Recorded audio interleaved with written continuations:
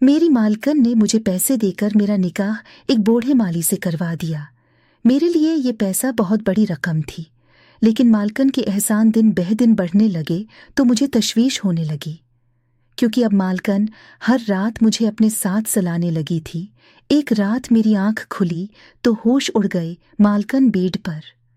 मैं दुल्हन बनी बैठी थी। कुछ देर बाद मेरा निकाह इस शानदार घर के बूढ़े माली से किया जाना था।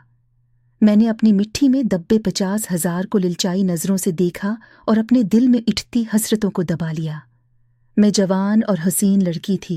मेरी शादी मेरे जैसे आम घराने से ताल्लुक़ रखने वाले किसी भी जवान लड़के से हो सकती थी, मगर मैंने मालकन के एक बार कहने पर ही सिर्फ 50,000 की खातिर इस कोठी पर काम करने वाले बूढ़े माली से निकाह करने की हामी भर ली थी। मैं अंदर से परेशान थी, क्योंकि मेरे घर वाले मेरे इस फैसले से बिल्कुल अनजान थे। फिर भी लालच ने मुझे बिल्कुल अंधा कर दिया था। कुछ देर बाद ही मेरा निकाह मालकन की हदायत पर बूढ़े माली से हो गया। मुझे तब हैरत हुई जब बूढ़ा माली निकाह के फौरन बाद पौधों को पानी देने जा चुका था। इसने मुझे देखने या मिलने की कोशिश ही नहीं की थी। मुझे लगा कि शायद उसे भी मेरी तरह पैसा देकर निकाह के लिए मनाया गया होगा। मैंने निकाह के फौरन बाद मालकन की इजाज़त पाकर वो 50,000 गांव में रहने वाले अपने घर वालों को भेज दिए और परसुकून हो गई। मुझे तो लगा था कि निकाह के बाद भी मेरी जिंदगी में कोई फ़र्क नहीं आएगा, मगर चंद दिनों में ही मैं मालकन के रवैया से हैरान रह गई थी। निकाह के बाद से ही मालकन मुझे अपने साथ साथ रखने लगे। मैं काम के लिए भी यहाँ वहाँ होने लगती तो मालकन मुझे बुलाकर अपने पास बैठा लेती। मैं अंदर ही अंदर दिल में अपनी किस्मत पर रश्क करने लगी थी। हालांकि मेरा बूढ़ा शोहर अब भी वैसे ही काम करता रहता था। मालकन की तौजह और नरमी भरे रोये ने मुझे खुश कर दिया था। मैं जब भी काम करने लगती मालकन मुझसे कहती कि अभी तुम नई दुल्हन हो, तुम ज्यादा काम मत करो। मैं खुश हो जाती और मालकन के पास बैठ जाती। मालकन की नरमी और मेहरबानी मुझ पर बढ़ती चली जा रही थी। मुझे हैरत थी कि जो निकाह मैंने पैसा लेकर खुद अपनी मर्जी से किया था, उस निकाह पर मुझे मालकन इतनी इज्जत क्यों दे रही थी, जबकि मेरे बूढ़े शोहर की जिंदगी में कोई तब्दीली नहीं आई थी।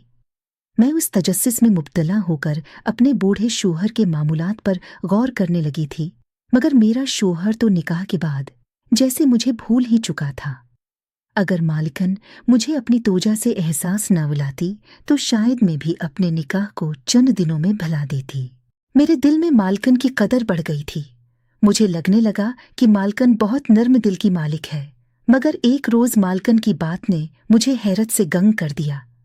मालकन ने मुझसे कहा कि मैं आइंदा रात को उनके पास सोया करूं। मैं ये सुनकर हैरान हो गई थी कि अगर मैं मालकन के साथ सोऊंगी तो मालिक कहाँ जाएंगे और मालकन भला मुझे अपने पास क्यों जगह दे रही थी।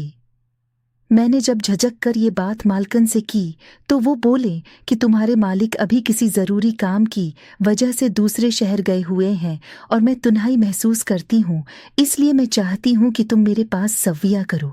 मैं मालकन की बात समझ गई। मैंने फौरा हामी भर ली और रोज़ाना रात को मालकन के पास सोने लगी। मालकिन मुझे अपने बस्तर पर ही अपने पास सलाने लगी। मुझे अब मालकिन की दी जाने वाली इस कदर अहमियत से तशवीश होने लगी थी। दोस्तों, इस कहानी का अगला हिस्सा देखने के लिए वीडियो को लाइक करें और चैनल सब्सक्राइब कर लें।